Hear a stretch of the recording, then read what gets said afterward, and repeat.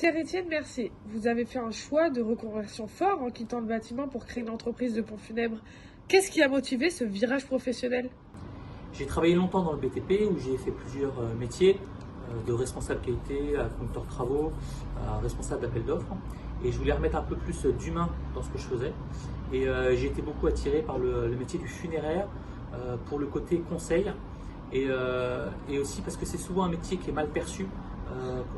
On a souvent l'impression que ça va être un métier très commercial, que les gens peuvent se faire de l'argent sur le dos des défunts.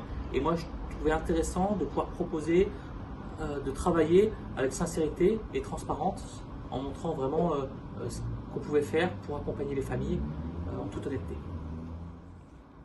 Y a-t-il eu un déclencheur personnel? Il y a peut-être eu plusieurs déclencheurs. Effectivement, moi j'ai eu dans ma famille plusieurs décès, comme beaucoup de gens, et je ne savais pas toujours forcément comment me placer ou ce qu'on pouvait attendre.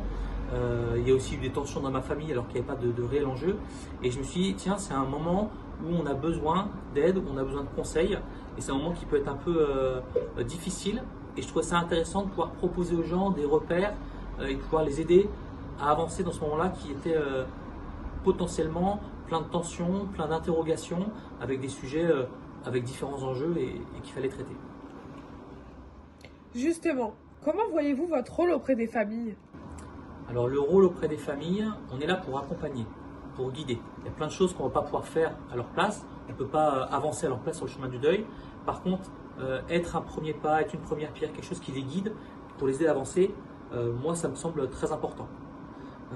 Et ce premier pas, ce moment, on le voit souvent à la fin du rendez-vous, une fois qu'on a tout organisé, qu'on a tout planifié, les familles soufflent et respirent et on sait que là on a bien avancé avec eux, à la fois sur le chemin de leur deuil, mais c'est parce qu'on a avancé dans l'organisation qu'eux vont pouvoir avancer.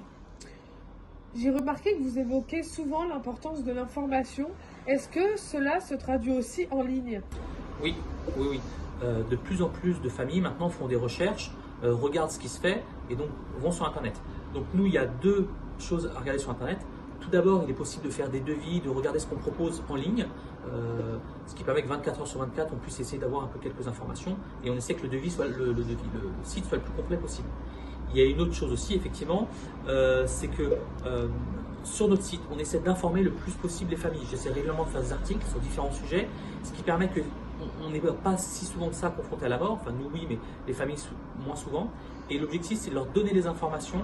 On est conseiller funéraire, de les conseiller pour qu'après, ils puissent faire des choix en toute connaissance de cause. Vous avez aussi développé un service de marbrerie funéraire. Est-ce que ce service est important pour vous? Alors ce service, il est important pour moi, mais il est aussi important pour les familles.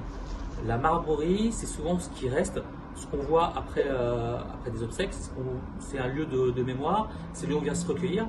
Et donc il faut pouvoir proposer un espace qui est adapté à qui était le défunt et ce que souhaite la famille. Nous, on multiplie un peu les partenaires pour essayer de proposer ce qui correspond le plus à la famille. Ça veut dire par exemple, on a des monuments, des fois qu'on peut proposer en verre, en différents granites, avec différentes gravures. L'objectif, c'est de pouvoir proposer un panel assez complet aux familles pour qu'elles puissent trouver ce qui leur correspond le mieux.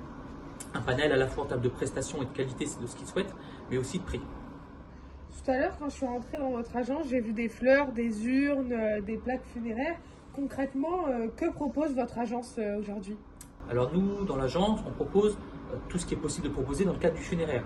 Donc ça peut commencer au niveau des contrats obsèques, donc des contrats qu'on prévoit pour ces obsèques avant le décès, mais après effectivement on organise les obsèques, on fait aussi la marbrerie, voilà. On vend aussi des plaques, des urnes, on se charge de tout organiser, donc quand il y a un décès effectivement il y a des démarches administratives, donc on s'en occupe, on organise les obsèques, on commande tout ce qu'il peut y avoir besoin et après donc on planifie tout ça.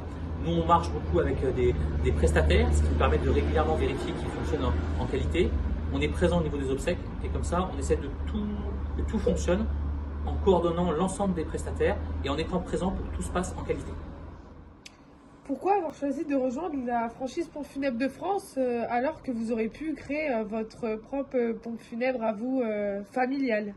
Alors moi j'ai choisi de rejoindre Pompes Funèbres de France parce que quand j'ai cherché à me reconvertir, c'est les premiers à avoir parlé de valeurs et d'engagement, entre autres les valeurs Pompes Funèbres de France, qualité, respect, dignité, réactivité et disponibilité. Et tout de suite, ça a accroché avec eux et j'ai senti qu'on était en phase pour organiser les choses et vraiment au service des familles. Voilà. Et en plus, il manquait une agence Pompes Funèbres de France dans l'agglomération de Chartres. Donc voilà, ça tombait bien. J'ai remarqué que vous parlez beaucoup de proximité et d'humain. Comment cela se traduit-il au quotidien? Effectivement, c'est un métier où on ne peut pas passer à côté de l'humain. C'est organiser les obsèques, proprement dit, c'est pas quelque chose de compliqué. Ce qui est compliqué, c'est d'écouter la personne et d'être présent. Pour moi, il est essentiel d'être présent pour accueillir les familles, pour organiser avec eux, mais une fois que ça doit se réaliser sur le terrain, il faut être présent pour vérifier que ce soit conforme à ce qui a été demandé. Voilà. Moi, j'ai pas créé cette entreprise-là pour faire du chiffre ou pour faire du travail à la chaîne. L'objectif, c'est que chaque famille se sente accompagnée dans ce moment qui est déjà difficile. Si en plus c'est pour multiplier les interlocuteurs ou les personnes qui voient, ça devient plus compliqué. Donc, l'objectif, c'est de rassurer, pouvoir faire les choses avec sérénité. Et pour ça, ça passe par le fait qu'il faut que je sois présent pour vérifier que tout se passe bien. Pierre-Étienne, merci. On arrive à la fin de cette interview. Est-ce que vous avez un petit mot à nous dire pour la fin de cette interview? Oui. C'est un métier, donc ce que je propose, c'est un métier où il faut beaucoup d'humilité, beaucoup d'écoute aux familles. On rentre beaucoup dans l'intimité des gens, un moment où tout vacille, un moment où ils ont besoin d'avoir un repère, d'avoir des gens qui les écoutent. Et pour moi, c'est vraiment très important d'être là à ce moment-là et de savoir qu'ils peuvent se reposer sur nous de façon sereine pendant ce moment, qui est déjà compliqué émotionnellement, et pour éviter de rajouter des complications en termes d'organisation. Donc l'objectif pour nous, c'est de vous apporter de la sérénité.